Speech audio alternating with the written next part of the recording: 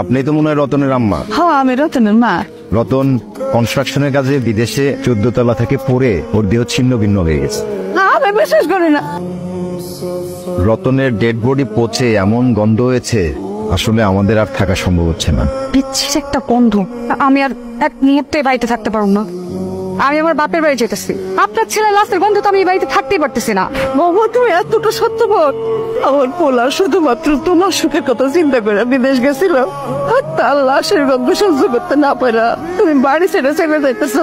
Hello আব্বা, আমার ওই টাকার মেশিনটা পয়সা নষ্ট হয়ে গেছে, এখন দুর্গন্ধ ছড়াইতেছে, আর ওই দুর্গন্ধে আমি এই বাড়িতে একদমই টিকতে পারতেছি না।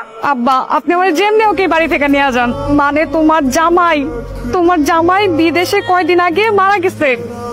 গ্রামবাসী বলা বলি করতেছিল লাশের গন্ধে নাকি তোমাকে বাড়ির আশেপাশে যাইতে পারতেছে না। আমি পরের পাতা দিয়ে গোসল করাই দিই, শেষ গোসলটা। না না না না চাচি, আমি যাইতে পারবো না। ওই পচা লাশের পাশে আমার যাওয়া সম্ভব না। আমার রতন তোর অসুখের কথা শুই না, বিদেশ থেকে তোর টাকা পাঠায় দিতে, আর তুই এসব ভুলে গেলি। শোনো চাচি, রতন ভাই যে আমার চিকিৎসার সময় যে টাকাটা দিয়েছিল ওই টাকার খোটা দিতেছো তো, আমি ওই টাকার সুদে আসলে যা আসে সব টাকা তোমার ফেরত দিয়ে দিব। আমার পোলাটা মারা গেছে, আমার সাথে থেকে কোথায় আপনি দাফন কাফনের ব্যবস্থা করবেন? তাহলে আপনি আপনার মায়ের নিয়ে পলায় যেতেছেন। পলায় যাবো না তো কি করবো? আপনার পোলার পাশাপাশি কি আমার মাইয়াটারও মাইরা ফেলামো? আমার ছেলে মরে গেছে, তার মানে পয়সা গেছে। এতদিন যে টাকার মেশিনটা ছিল সে পয়সা গেছে, তাই তো? এখন আর তার কোনো প্রয়োজন নেই।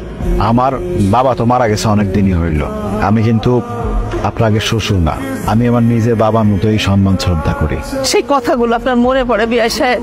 আপনি না আমারে বলছিলেন আমার ছেলে আপনার ছেলে, আর আজকে আমার ছেলের লাশের গন্ধে আপনি আপনার মায়ের নিয়ে বাড়ি ছেড়ে চলে যেতেছে। সেদিনের কথাগুলো আবেগে বইলা ফেলাইছে। যে মইরা গেছে সে পয়সা গেছে, তার সাথে সাথে আমগুলোর লগে সম্পর্কটাও শেষ হয়ে গেছে গা। আশা করি কথাটা বুঝতে পারছেন। চল দে মা, চল।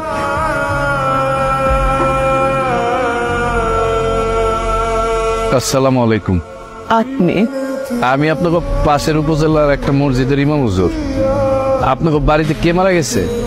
আমার ছেলে মারা গেছে। আপনার ছেলে বিদেশ থাকে? আমার সেই ছেলেটাই মারা গেছে ইমাম সাহেব। ওর লাশের গন্ধে ওর বন্ধু বান্ধব আত্মীয় স্বজন গ্রামের মানুষ সবাই চলে গেছে, এমনকি তার বউ পর্যন্ত চলে গেছে। আমি তো কোনো পচা গন্ধ পাইতেছি না, আমি পাইতেছি সুগন্ধ। আর এরকম সুগন্ধ আমি আমার জীবনে কোনোদিন পাই নাই, বিশ্বাস করেন। আপনার ছেলের লাশের থেকে কোনো দুর্গন্ধ বাইরিতেছে না। এই ইমাম সাহেব আসার পর লাশের ভেতর থেকে একটা সুগন্ধ বের হইতেছে। তো ইমাম সাহেব, আপনি কি আগে থেকে আমার ছেলের চিনতেন? আপনার ছেলের আমি আগে থেকেই চিনতাম। আর আপনার ছেলে বিদেশ যাওয়ার পরে আপনার ছেলের সাথে আমার নিয়মিত কথা হইত। তাইলে শোনেন, বাবার জমি বিক্রি করা এতগুলো টাকা হারাই ফেলাই না। আসসালামু আলাইকুম। এটা তো আমার ব্যাগ, আপনি কোথায় পেলেন? আমি জেলা শহর থেকে আসার সময় বাসে বা কোথায় রেখে এসছি আমি নিজেই ভুলে গেছি। মানে ব্যাগটা হারাই গেছিল। আপনার কাছে ব্যাগটা আমার? জি, এটা আপনারই ব্যাগ। তবে ব্যাগের ভিতরে যে পাসপোর্ট আর ভোটার আইডি কার্ড ছিল, জি, সেখান থেকে আপনার বাড়ির ঠিকানা নিয়ে তারপর আপনার বাড়ি খুঁজে বাইর করে চলে আসছে। আপনার টাকা আবার আপনি ফিরে পাইছেন। আপনার ছেলে বিদেশ যাওয়ার পরে আমার সাথে নিয়মিত যোগাযোগ রাখতো, সবসময় আমার খোঁজ খবর নিত। একদিন আমি আমার ছেলে মেরে পেট পুরায় খাওয়াইতে পারতাম না। আপনার ছেলে কি করতো জানেন?